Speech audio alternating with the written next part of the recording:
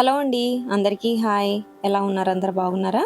ఈ వీడియోలో మా అమ్మమ్మ గారి ఇల్లయితే మీకు చూపించాలి అనుకుంటున్నాను. మా అమ్మమ్మ గారి ఇల్లుని హోమ్ టూర్ చేద్దాం అనుకుంటున్నాననమాట. లాస్ట్ వరకు చూసి ఈ ఇల్లు ఎలా ఉందనేది కామెంట్‌లో తెలియజేయండి. ఫస్ట్ ఇంకా స్టార్టింగే ఇక్కడ మంచం మీద కూర్చొని ఉంది కదా! ఈవిడే మా అమ్మమ్మ అనమాట. దాదాపుగా 80 సంవత్సరాలు ఉంటది. ఇంకా స్టార్టింగ్ ఫస్ట్ ఇదైతే బయట వరండా అనమాట. అంతకుముందు ఇలా రేకులు లేకుండా ఉండేది. కానీ ఈ మధ్య రేకులు అయితే వేయించుకుంది. మా సైడ్ అయితే పూరిళ్ళు కప్పించాలి అనుకుంటే రెల్లు అయితే ఉపయోగిస్తారు. కానీ మా చెర్ల అటు సైడ్ వాళ్ళకి మాగాడి ఉండదు కదా, కాబట్టి ఇలాంటి పుల్లలతో అయితే పూరిళ్ళు కప్పించుకుంటారనమాట. మా చెర్ల అటు సైడ్ అంతా మెట్ట ప్రాంతాలు కదా, మాగాడి యూజ్ చేయరు. మాగాడి ఉంటే కనుక రెల్లు కంపల్సరీగా ఉంటది. వీళ్ళకి దొరకదు కాబట్టి ఇలా పుల్లలు అయితే వాడుతున్నారు. ఇంకా స్టార్టింగ్ మెయిన్ ఇంకా ఇంట్లోకి వెళ్ళాలనుకుంటే ఇది ఒక ఎంట్రన్స్ అన్నమాట.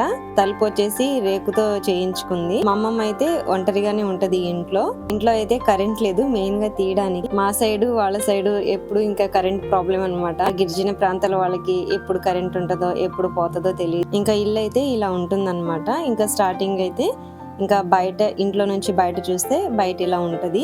ఇంకా లోపల ఇల్లు అయితే ఇలా ఉంటది. కిందంతా వచ్చేం కాదు, మామూలుగా బండలేం కాదు గానీ మట్టితోనే అలికించుకుంది. సామాన్లన్నీ కూడా చాలా నీట్ గా సర్దేసుకుందనమాట. ఇంకా మేమందరం చుట్టాలు వెళ్లి గందరగోళం చేసాం. వెళ్ళక ముందు అయితే చాలా నీట్ గా పెట్టుకున్నాం. మెయిన్ గా ఇక్కడ చిన్న బొట్లో అయితే అద్దం, దువ్వెన అలాగే ఆయిల్ లాంటివి వాడడానికని అది పెట్టుకుంది. స్టాండ్ కింద పడితే మెట్ అయిద్దని పైన కట్టేసుకుంది అనమాట. ఇందులో అయితే ఇంకా తను వాడే మామూలుగా బియ్యం ఉంటది కదా, ఆ బియ్యం ఇది. ఇంకా తర్వాత నెక్స్ట్ ఇక్కడైతే ఈ బొజ్జులో అంటే ఈ గిన్నెలో అయితే కూరగాయలు లాంటివి, ఇంకా అమ్మమ్మకి ఫ్రిడ్జ్ కూలర్ లాంటివి ఏం లేదు కదా, గిన్నెలు అయితే పెట్టుకుంది.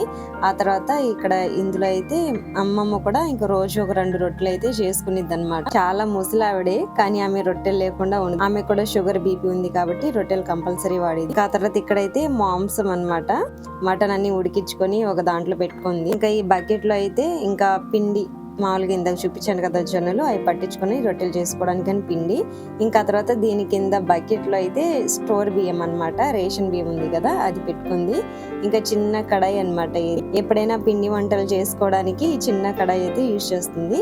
ఇంక ఇక్కడైతే ఒక్కతే కాబట్టి చిన్న చిన్న బిందెలు అయితే వాటర్ పట్టుకొని ఉంచుకుంది. ఇంకా ఇంట్లో పప్పులు, ఉప్పులు, చింతపండు అవి ఉంటాయి కదా, అవన్నీ చిన్న చిన్న డబ్బాల్లో ఎలా నీట్ గా పెట్టుకునిద్ది అనమాట. చిన్న ఇల్లే, చుట్టంతా మామూలుగా గోడలు ఏం లేదు కానీ బండలు, పెద్ద పెద్ద బండలు అయితే పెట్టుకొని పైనంతా ఇలా మాకైతే దుమ్ము పడకుండా పట్ట ఉంది కదా, కానీ మా అమ్మమ్మ అయితే ఇలా చీరలు లాంటివి కట్టేసుకుంది అనమాట. అంటే ఎక్కువగా దుమ్ము ఆ రెల్లు కాదు ఇవి పుల్లలు కదా పడతా ఉంటాయని అలా పెట్టుకుంది అనమాట చీర. ఇంకా కుర్చీ అయితే తెగిపోయినా కూడా దాన్ని ఎలాగలా రీయూజ్ చేస్తారనమాట ముసలోళ్ళు. దానికి ఎలాగో కట్టి మామూలుగా వాడుకుంటున్నారు.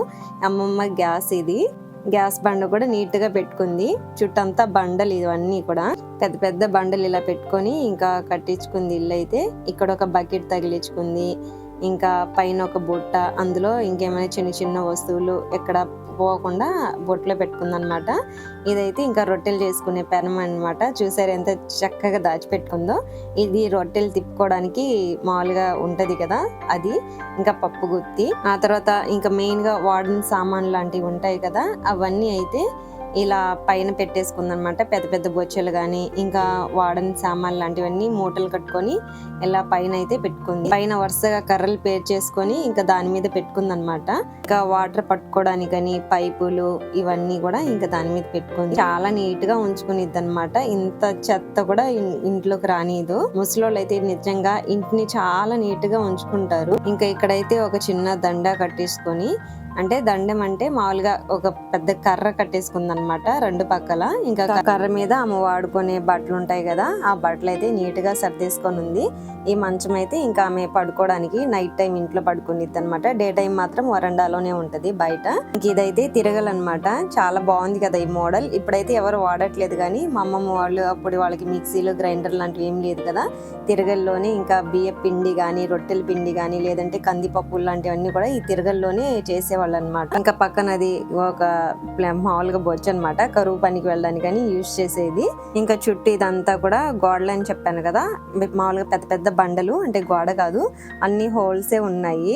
ఇలా హోల్స్ లో నుంచి పాములు లాంటివి ఏమీ రాకుండా ఒక సైడ్ పెద్ద పెద్దగా ఉన్న సైడ్ అయితే ఇలా పట్ట లాంటి టిక్కీలు ఉంటాయి కదా, టిక్కీలు కానీ క్లాత్ తో మొత్తం మామూలు క్లోజ్ చేసేసింది అనమాట. ఓవరాల్ గా మా అమ్మమ్మ ఇల్లు అయితే ఇలా ఉంది. చిన్న చిన్న సామాన్లు తనకి యూజ్ చేయి, అంటే తను ఎక్కువగా మామూలుగా ముసలోళ్ళు కదా, తోమలేరు, నీట్గా ఉంచుకోవాలి కాబట్టి వాడుకునేంతవరకే కింద పెట్టుకొని మిగిలినవన్నీ కూడా ఇంకా పైన పెట్టేసుకుంది. ఇక్కడైతే చేతి కర్రకి మామూలుగా తను యూజ్ చేసే టాబ్లెట్స్ ఉంటాయి కదా, అవన్నీ కవర్లో ఇలా తగిలించుకుంది అనమాట. చాలా బాగుంది కదా మా అమ్మమ్మ ఇల్లు. వీడియో తీసేటప్పుడేమో కరెంట్ లేదనమాట, అందుకని ఓవరాల్ గా అయితే ఒకసారి ఇలా ఇల్లు అయితే చూపిస్తున్నాను. మన ఇల్లు చిన్నదైనా పెద్దదైనా సరే ఆ ఇంటిని మనం ఎలా నీట్ గా పెట్టుకున్నాము అనే దాని మీద ఆధారపడి ఉంటుంది కదా. చిన్న చిన్న ఇంట్లో కూడా నీట్ గా పెట్టుకుని ఉంటారు, పెద్ద పెద్ద డాబా వాళ్ళు కూడా గందరగోళంగా ఎక్కడ వస్తువులు అక్కడే ఉంచుతాయి కదా. కానీ ఇల్లు అయితే నాకు చాలా బాగా నచ్చింది అనమాట. మేము ఎప్పుడైనా ఇంకా అక్కడికి వెళ్ళాలి అనుకుంటే మాత్రం మా అమ్మమ్మ ఇంట్లోనే ఉంటాం ఎక్కువ శాతం. ఇంకా మా అమ్మమ్మ అయితే తన కొత్త బట్టలు లాంటివి ఏమైనా ఉంటే కనుక ఇక్కడ ఈ పెట్టెలు ఉన్నాయి కదా, ఈ ట్రంక్ పెట్టెలు అయితే దాచిపెట్టుకునేది.